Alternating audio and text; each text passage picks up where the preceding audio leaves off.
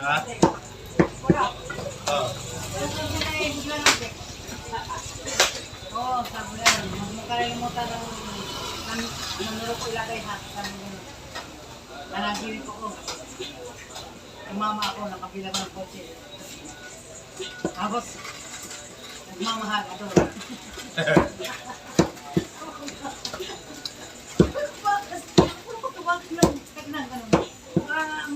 Ano ko eh, tinigyan ko sa taas. Reply pala niya yung, ano, adol, nakalagay ngayon ng number mo, pangalawa na ha. Sa kanya ko pala na-text.